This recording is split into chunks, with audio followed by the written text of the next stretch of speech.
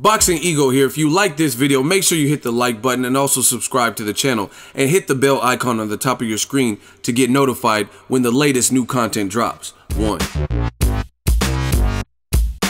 What up, Fight World? It's your boy Ego, and I'm back with some more boxing. Make sure you smash the like button, subscribe to the channel. A lot going on, and I decided to combine these videos, two separate fights, but it's easier that way. I got a lot I'm working on, a lot going on in the sport of boxing, and it's actually the same subject, it's just two different fights. So first, let's talk about Anthony Joshua versus Vladimir Klitschko. This Saturday, it will be on Showtime, it will be on HBO. In case you missed my previous video, this is how it works.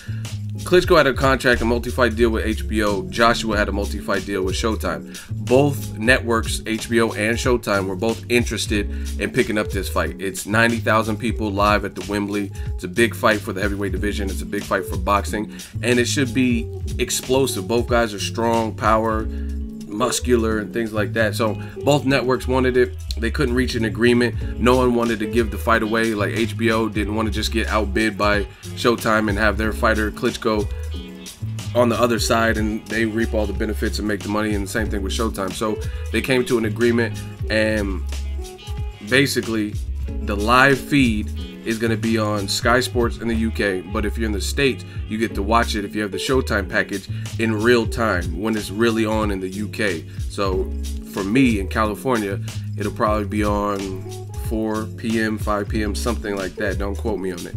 And if you don't have Showtime, or you're at work or something, you could catch the later broadcast, the replay, the re-air later that night on HBO. If you have HBO and don't have Showtime or whatever, or even if you have both and you want to rewatch it and didn't DVR it or anything like that. So let's talk about some belts. I did a first look on both of these fights. Make sure you check it out. Canelo versus Chavez Jr. first look till the tape is up. The Klitschko versus Joshua fight one has been up for at least 3 months. 300,000 plus views. Thank you guys for everyone who tuned in. Make sure you guys subscribe too. 2017 is lit. Now, Joshua Klitschko, just in case you guys didn't know, I'm gonna explain this. Anthony Joshua is the IBF champion of the world. He got it by beating Charles Martin. Charles Martin won it by winning a vacant belt. And since then, Anthony Joshua has defended it a few times against guys like Eric Molina, Dillian White, things of that sort. And now, since Tyson Fury last year failed 2 drug tests with cocaine, the presence of cocaine in his system, he was forced to release his belts, relinquish his belts, and get rid of them, because you can't fail. I mean, you're a champion. You can't represent a sanctioning body like that, and you can't even pass your drug test. That's cheating or whatever the situation is. So he got rid of his belts. Now his WBA belt is on the line for this fight. So whoever wins this, whether it's Joshua or Klitschko, not only will they get that IBF strap, they're going to get the WBA strap as well, which is a good thing because that'll be a heavyweight champion with 2 belts. Now, Tyson Fury's old belt that he got beating Klitschko when they fought in November 2015, they elevated it to the Super WBA belt, and they customized it and personalized it. You see the pictures on the screen, and it looks dope. You see a picture of Anthony Joshua, and you see one of Klitschko.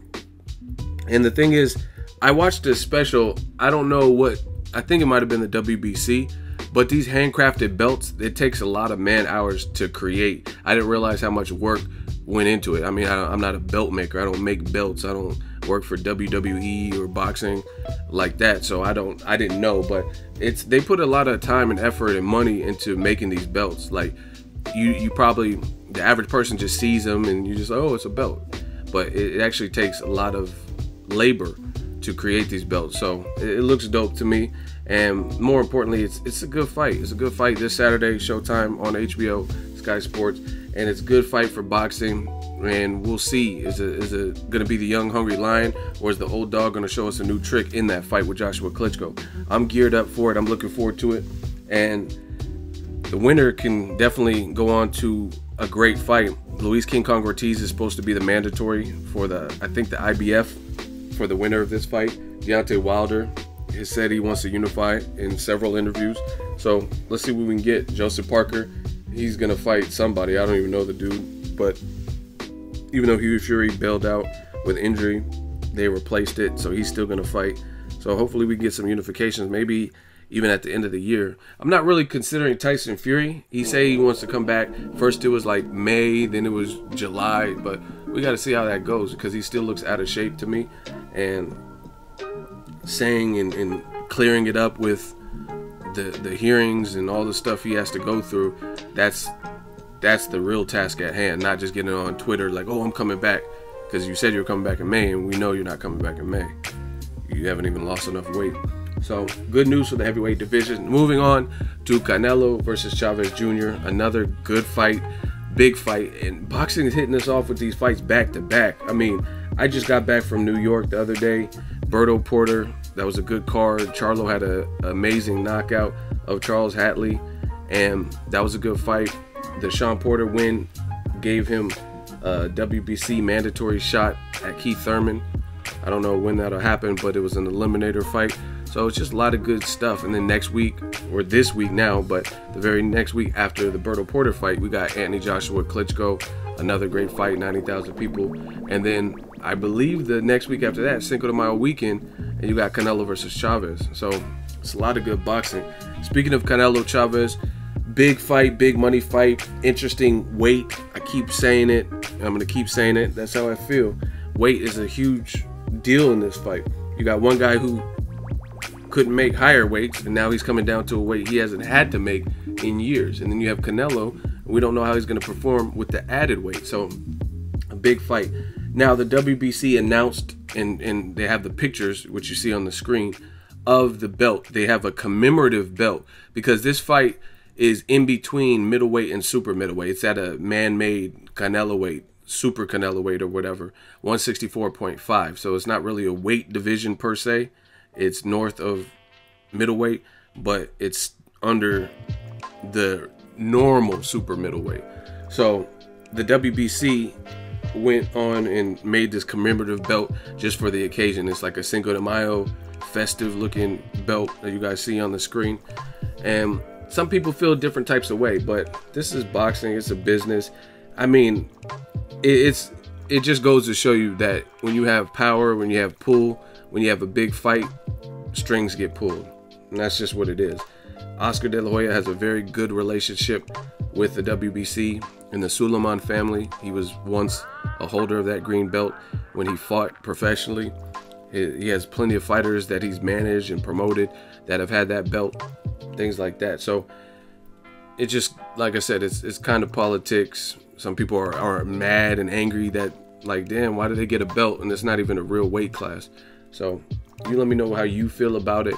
It is what it is to me. I've seen worse, to be honest. I've seen people like champions get stripped. I'm more anti stuff like that. Champions get stripped when, like, Rigondeaux gets stripped and you know nobody wants to fight him and people are ducking him. So them making a commemorative belt, I mean, it's really their resources and they're trying to hype up the fight. This is big business. Boxing is big business. That's what it boils down to. Boxing is big business. A big fight like Mayweather Pacquiao, big fight like Canelo Chavez Jr., everybody wants in. Everybody wants a piece of the pie. So there's going to be a lot of hands in the cookie jar. So the WBC, even though it's contracted at a not an official weight class that they normally have belts in, they still want to be a part of that. They want to be a part of that experience. And I don't know. I don't know if there's going to be a sanctioning fee associated with the belt, but that's really the breakdown. So 2 good fights kind of coming back to back. I'm looking forward to both of them. Let me know what you guys think of the belts. Which belt do you like better? Which belt do you think holds more merit? I mean, the only thing that is kind of weird about the WBC commemorative belt is it's kind of a once and done because you can't really, or you're going to defend the belt at 164.5. So it's kind of like a more so a trophy because, like I said, you can't really defend the belt in this man-made Canelo weight. So let me know what you guys think fight prediction wise. I already put out a 7 reasons Anthony Joshua beats Klitschko. That's what I'm rolling with. I really don't know who I'm picking for Canelo Chavez Jr. I can make a solid argument for both guys. I want to know what you guys think in the comment section. Who are you picking to win? There's just a lot of variables, man. Chavez Jr., for his part, he looks dedicated, but what if he comes in and he's tapped because he did way too much to have to make this weight? That's a real life option. But the other option is he paced it. He had enough time to make the weight. Him and his team, Mimo Heredia and Nacho Beristain, had him on a real good plan. And then he makes weight without too much sacrifice, rehydrates well, and then he puts on weight like his body naturally would and rehydrates a good amount where he's comfortable. Then he's going to be a real problem for Canelo. Same thing with Canelo. The weight, it's weight. The waiting game, that's what I'm waiting to see, no pun intended. Canelo, he could look phenomenal with this added weight, less of a weight cut, and feel powerful. But some guys, sparring is sparring, training is training. Some guys feel great in training camp, like, oh, I feel great with this added weight. Kell Brook was saying the same thing. I feel great with this added weight. Yeah, basically, you know what I mean? He was saying he was a natural middleweight, and he's liking it. But then he got in there with Golovkin and got stopped, you know what I mean? So he wasn't liking that part of the deal. So it's different, you know what I mean? You feel good in sparring, but when you get in the real fight, you don't know. Sometimes you're not as mobile as you like, different things like that. The muscle fatigues you, especially when you have like a guy who's bigger than you anyway, like Chavez Jr. So I don't know, I really feel like it's a 50-50, 60-40 fight for me. Let me know what you guys think. Drop it in the comment section. Make sure you share the video, like the video as always. Hey, comment, and subscribe. Till next video is Ego signing off. So if you enjoyed this video and want more content like this on the channel, you can show your appreciation by going to the PayPal donate button or the YouTube support button. And you can donate any amount that you feel is equivalent to the value of this video. Much more to come. Thank you guys for your support. Boxingego, the future of boxing.